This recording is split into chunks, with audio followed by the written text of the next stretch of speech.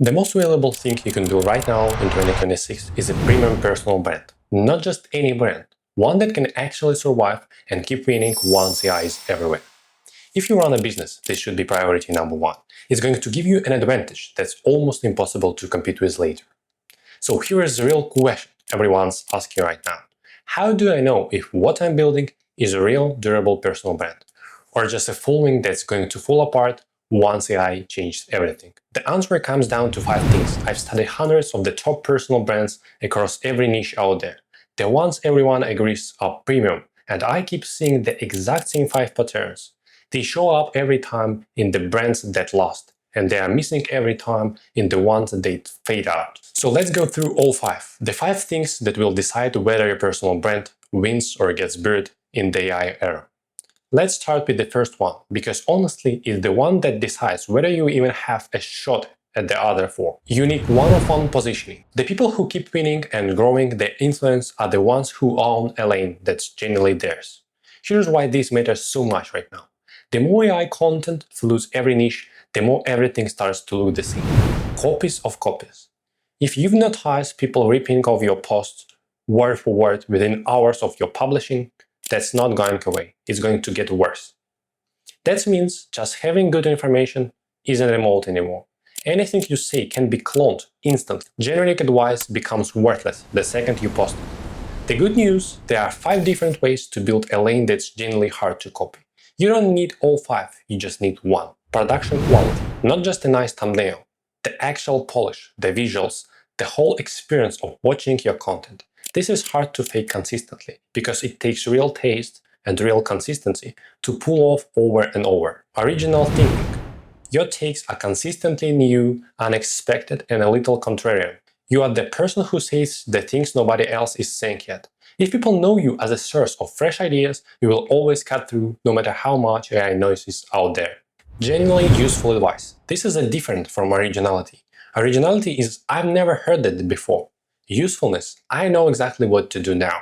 If you're the most tactically helpful person in your space, people will come back to you like a tool, not just entertainment. A rare mix of skills, your background, your skill set, and your track record combined into something nobody else really has. It's not about being the best at one thing, it's the specific combination that makes you hard to replace. A strong personality. Some people just have a presence people want to be around. Your brand grows because of who you are, not just what you know. You don't need all 5, you need at least one, and the strongest, most durable brands usually stack 2 or 3 of these over time. Once you know which one of these is genuinely yours, the next question becomes, okay, but what do I actually talk about? Because you can have the clearest positioning in the world and still lose people if you are guessing on your topics. Every piece of content has 2 parts, the topic and the take. The topic is what you're talking about. The take is what you actually say about it. Most brands that don't last get this backwards, they guess on the topic and then copy someone else's opinion on it. The brands that win do the opposite. They use data to find out what topics are already proven to work in the niche. And then they bring their own original, even contrarian opinion to it. Why should the topic come from data? Because even experienced creators don't really know what their audience wants until they test it. You can make 30 videos and be shocked at which ones actually take off. Guessing the topic is risky, no matter how well you execute it. If the topic itself misses, the whole video falls flat. So use real performance data to figure out what's already resonating in your space before you commit to a topic. But, and this is the important part, using data for the topic doesn't mean copying the opinion. If everyone repeats the same thing, you just become more noise. The thing that can actually make you different is your angle, the way you personally see that topic, a contrarian take, a connection nobody else made. That's what makes people remember you. So the formula is simple. Pick up your topic using data and come up with your own opinion using creativity. Copying the topic is fine, copying the opinion isn't. Now, here's the thing. Even if you've got the perfect topic and the perfect take, none of it matters if almost nobody actually sees it. And that's exactly where most people quietly lose. Violent volume. This one sounds backwards, but it might be the biggest reason personal brands fail going forward. Not because the content was bad, but because it was spread across too many platforms, with too little posted on each one, so it never actually landed in front of anyone.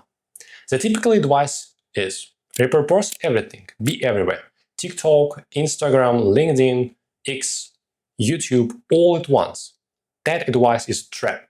Because if you split your time across 5 platforms, that's 5 different audiences, 5 different algorithms, and fifths of your attention going into each one. That's a losing move until you've actually dominated one platform first. Pick one platform, post relentlessly there. One platform means one audience, one algorithm, and one skill compounding over an hour, instead of 5 half efforts. Think about it in terms of how many minutes per week someone spends consuming your content. That's the real measure of relationship with your audience. You are not going to get someone watching 30, 60, 90 minutes a week of you by posting twice a week across 5 different apps. You get that by stacking volume on one platform until it's undeniable.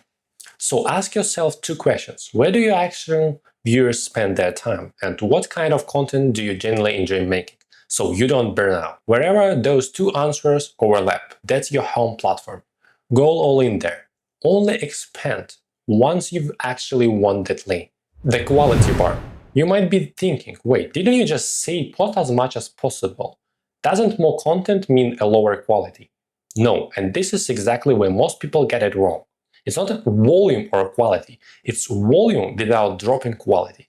That combination is real advantage, because if pushing out more content means each piece gets worse, you're not building a brand, you're just adding to the noise. Here's the underlying principle. When supply is limited, speed wins. When supply is unlimited, quality wins. 4 years, there just weren't that many creators in most niches, so posting consistently, even at average quality, was enough to stand out. That's era's ending.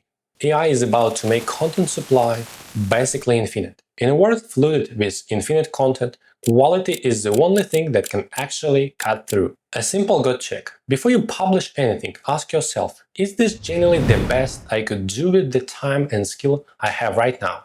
If yes, post it, no matter how it performs. If no, don't post it yet. That standard should sit above your comfort zone every single time.